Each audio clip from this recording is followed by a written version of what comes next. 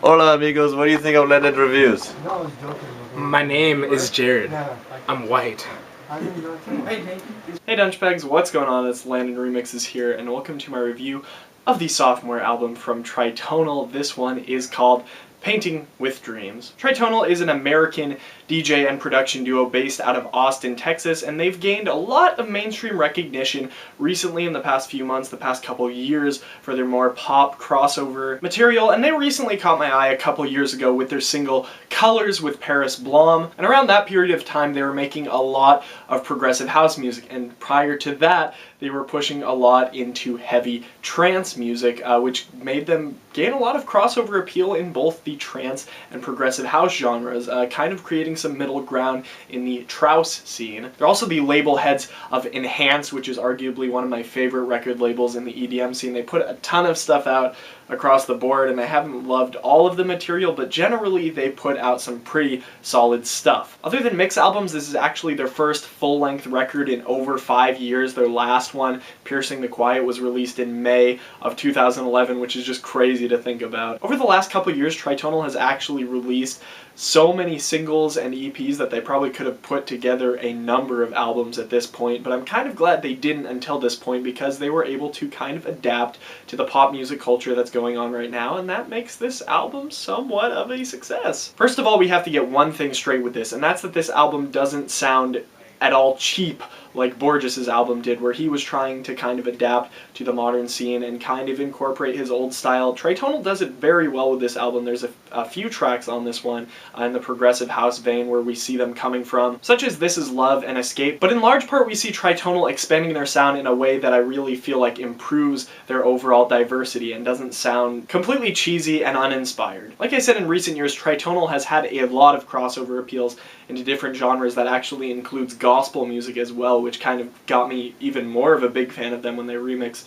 Chris Tomlin's Waterfall a couple years ago. And we've also seen them do some pretty solid remixes for some really big names like Adam Lambert and Cash Cash. And with this album, one of those guests actually returns, and that's Adam Lambert, who actually kills it with his vocals on his feature, Broken. And honestly, I tried really hard, I'm gonna be honest, I tried really hard to dislike this song because I thought the kind of drop sound, I really am not crazy about this big wave in pop where with this big vocal choppy, poppy, trappy EDM kind of thing that's going on. You know what I'm talking about. But I just can't help but resist liking this song. And once again, in terms of production, with these crossover tracks, Tritonal doesn't sound like they're extremely amateur in this. These sound very good, very well mixed, very clean throughout. Another spot on this album where this sound really works for me is the track Blackout featuring Steph Jones. For a long time I really didn't want to like this track that much either, just because I didn't really like Tritonal's progression into this pop scene, but I think their vocal guests on this album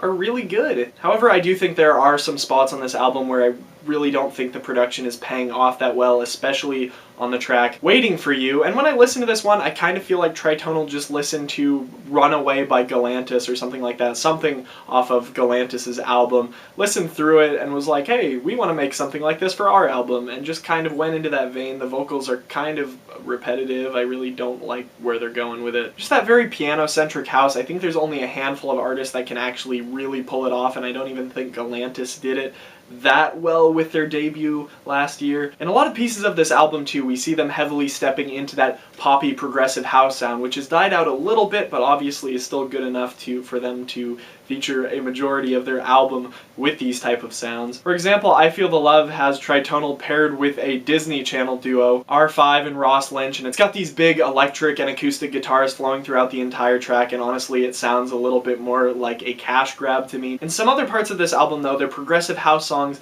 sound less like they're trying to cross over into pop and more just stick to their classic sounds, such as Getaway featuring Angel Taylor, as well as the track This Is Love featuring Chris Ramos and Shanahan, two artists that have worked heavily with the Enhance label and two of their better talents in my opinion. Just such a great, fun, and euphoric track. Let's talk about some other points of experimentation though, because they do tend to step out a little bit on this album. Like in the track Rewind, which has a lot of French house influence, as well as future house, kind of blending those styles together to make something really cool, and arguably one of my favorites on the album, although I didn't really love the French house section on this. The last song in this album I really want to talk about today is the track Only Mortal, which we see Tritonal progressing into melodic dubstep, and I gotta say, I'm always a sucker when it comes to progressive house artists making melodic or liquid dubstep, as some people like to call it. Really loved it when Project 46 did it on their debut album with the song Search and Rescue, and I love it probably even more with Tritonal doing it on this one, especially since the track isn't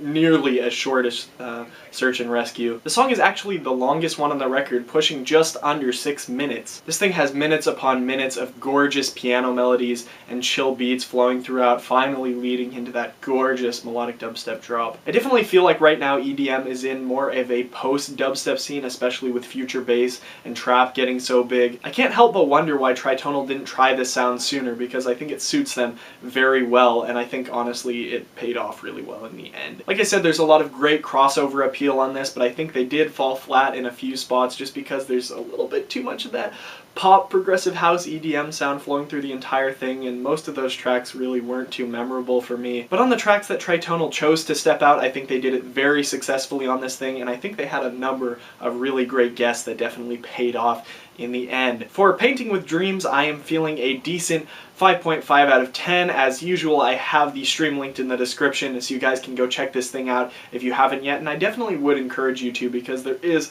a lot of solid gold on this album. And if you have listened to it, make sure to let me know what you think down in the comment section below. Anyway, I'm Landon Remixes. I hope you guys enjoyed this review, and I'll see you later. Peace.